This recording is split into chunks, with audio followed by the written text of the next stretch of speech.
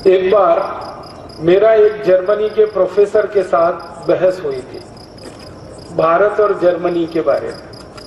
वो German professor, आज से 10 साल पहले की ये घटना मैं आपसे बयान कर रहा हूँ। एक जर्मनी के प्रोफेसर का मेरे साथ झगड़ा हो गया इस बात के लिए कि जर्मनी महान कि भारत महान। तो वो कहता था मेरा देश महान जर्मनी, मैं कहता था मेरा देश महान भारत। तो हम दोनों ने अपने झगड़े का निपटारा करने के लिए, फैसला करने के लिए एक सूत्र बनाया, फॉर्मूला बनाया। तय तो करना है किसका देश महान, या तो जर्मनी या तो भारत। तो हम दोनों ने ये तय किया कि हम दोनों एक दूसरे के देश के बारे में प्रश्न पूछेंगे।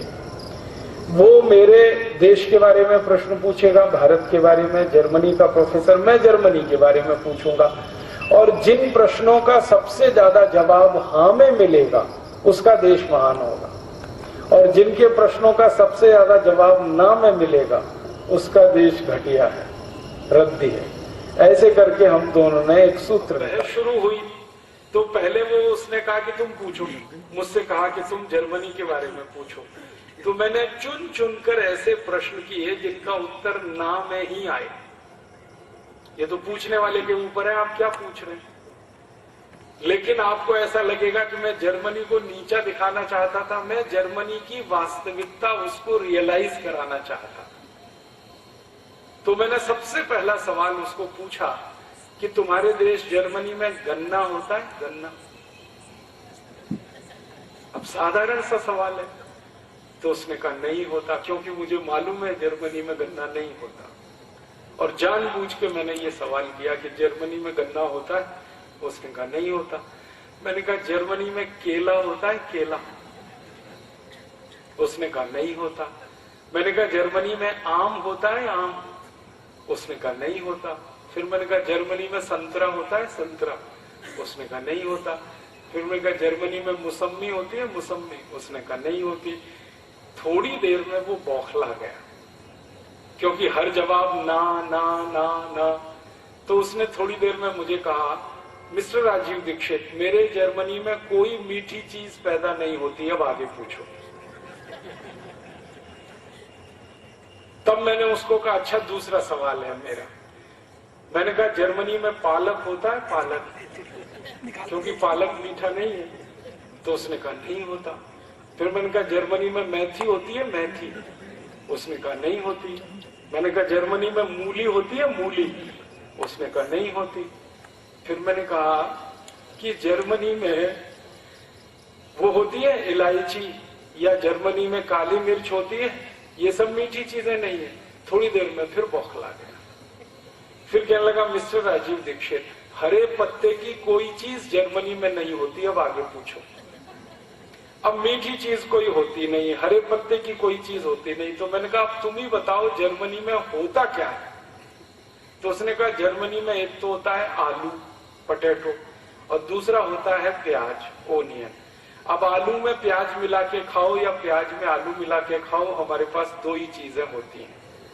फिर मैंने कहा कि जर्मनी के दुकानों में इतना सारा माल बिकता है, केला भी बिक रहा है, गन्ना भी बिक रहा है, आम भी बिक रहा है, संतरा भी बिक रहा है, तो ये कहां से आता है?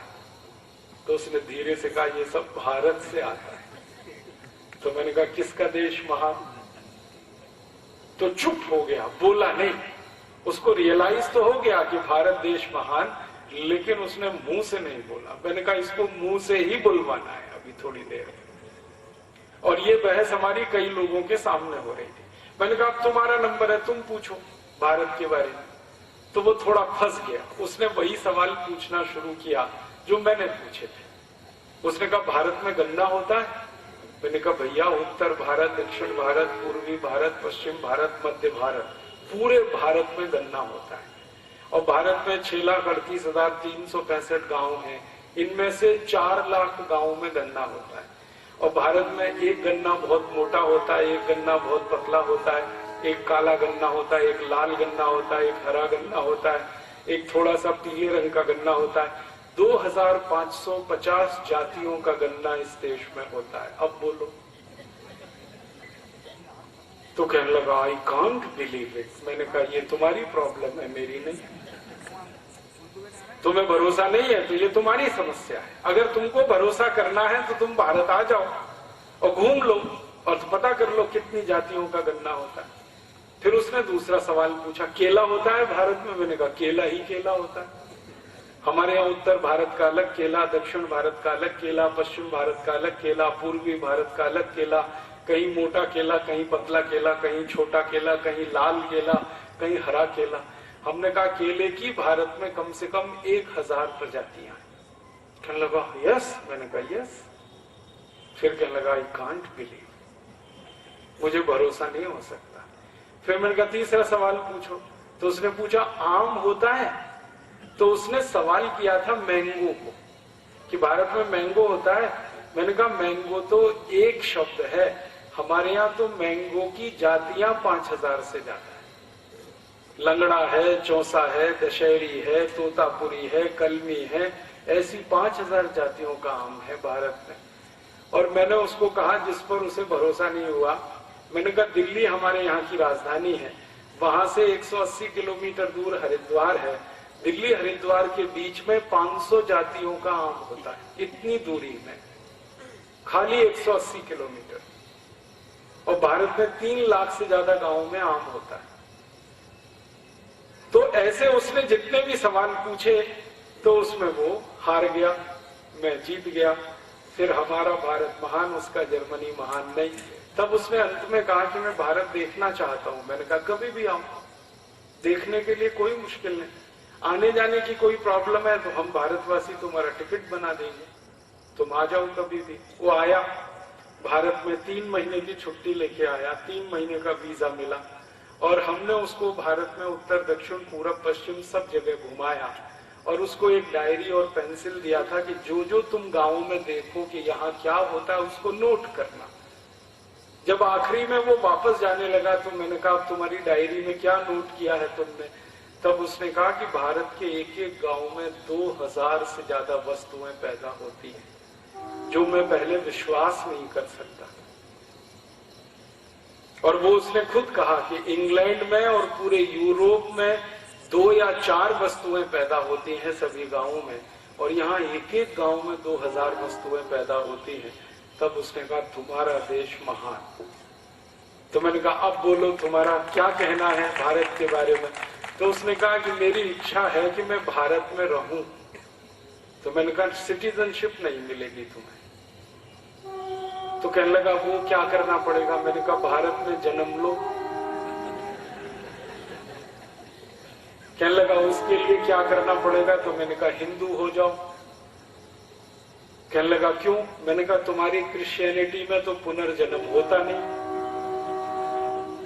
तुम तो ईसाई हो ना, और ईसाइयत में पुनर्जन्म होता नहीं। पुनर्जन्म तो इस्लाम में भी नहीं होता।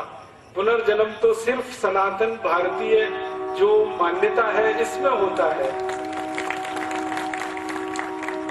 फिर थोड़ा झगड़ा करने लगा वो, तो मैंने उसको शांत किया कि भैया तुम्हारे ईसा मसीह को अभी तक पुनर्जन्म नहीं हुआ, तुम्हें कैसे हो जाएगा? तुमको अगर भारत में जन्म लेना है तो हिंदू हो जाओ। तो कहने लगा ये तो बड़ा मुश्किल है। मैंने कहा बहुत आसान है, हम तुम्हारे ऊपर थोड़ा गंगा जल छिड़केंगे और तुम्हारा नाम बदल देंगे, इतना सही है, इससे ज्यादा कुछ नहीं करने वाले। कहने लगा इसका मैसेज तो बहुत दूर तक जाएगा। मैंने कहा वही हमें भेजना है, ये मैसेज जर्मनी तक जाए, वही तो हम चाहते हैं। कहने लगा फिर मैं सोच के बताऊंगा। मैंने कहा ठीक है। फिर जाते जाते वो यही कह के गया कि मैं जीसस से प्रार्थना करूंगा कि अगला जन्म भारत में मिले। मैंने कहा वो प्रार्थना तुम्हारी नहीं स्वीकार होगी, क्योंकि ईसाइयत में पुनर्जन्म होता ही नहीं है। पुनर्जन्म वाली एक ही दुनिया में सभ्यता है जिसको हम भारतीय सभ्यता कहते हैं। ये भारत की विशेषताओं में से एक है। मैंने कहानी के माध्यम से आपको कई चीजें बता दी कि भारत में बहुत कुछ ऐसा होता है जो दुनिया में कहीं नहीं होता।